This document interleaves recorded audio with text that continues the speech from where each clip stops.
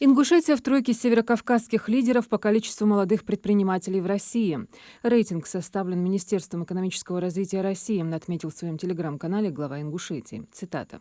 «У нас зафиксировано 14,17% начинающих бизнесменов до 25 лет. 50% молодых предпринимателей России сосредоточены на Кавказе. Минэк делает вывод, что это результат системной работы на протяжении нескольких последних лет, и с этим трудно не согласиться. Хочу отметить, что на прошлогоднем послании Федеральному собранию Владимир Путин заявил о полной поддержке отечественному малому и среднему бизнесу. Было отмечено, что предпринимательская среда обеспечивает людям работу и зарплату. По итогам прошлого года в Ингушетии предпринимательскую деятельность осуществляют более 6,5 тысяч субъектов малого и среднего предпринимательства, что на 10,6% больше, чем за 2023 год. По росту самозанятых мы также находимся в лидерах.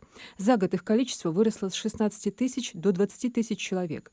Эти достижения в первую очередь связаны с реализацией нацпроекта «Малое и среднее предпринимательство» и поддержкой индивидуальной инициативы, в рамках которого в нашей республике успешно реализованы 3 региональных проекта: создание благоприятных условий для осуществления деятельности самозанятыми гражданами, создание условий для легкого старта и комфортного ведения бизнеса, акселерация субъектов малого и среднего предпринимательства. Общий объем финансирования нацпроекта на 2024 год в части Минэкономразвития Ингушетии составляет более 27 миллионов рублей. И это только часть помощи, которая оказывается региону для развития предпринимательской деятельности. На основании указанного выше рейтинга Минэкономразвития России мы смело можем строить позитивный прогноз на дальнейший рост показателей в этой сфере. С 1 апреля в России готовятся ввести новые правила призыва на военную службу. Соответствующий законопроект уже принят в первом чтении. Электронные повестки и единый реестр призывников начнут работать в тестовом режиме. Отказ от службы станет в разы сложнее. Россиян будут призывать на службу, даже если для них не хватило места в войсках.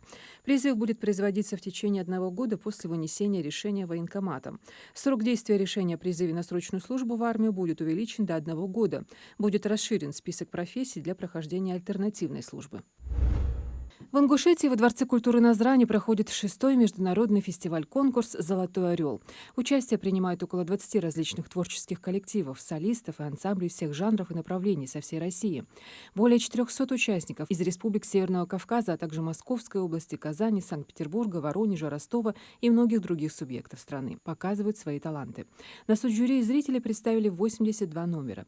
Оценивают мастерство и талант выступающих одни из лучших хореографов, педагогов по вокалу, а также заслуженные народные артисты Ингушетии и страны. Каждый коллектив показывает несколько номеров. Это не обязательно национальный танец, здесь можно увидеть новые формы и синтез всех видов искусств хореографии. Международный фестиваль-конкурс «Золотой орел» проводится в рамках международного проекта творческого и личностного развития детей и молодежи «Дети 21 века» при поддержке Московского института культуры и Минкульта Ингушетии. Итоги фестиваля подведут на большом гала-концерте тут же в Доме культуры Назрани 24 марта. Победители получат кубки, грамоты и дипломы.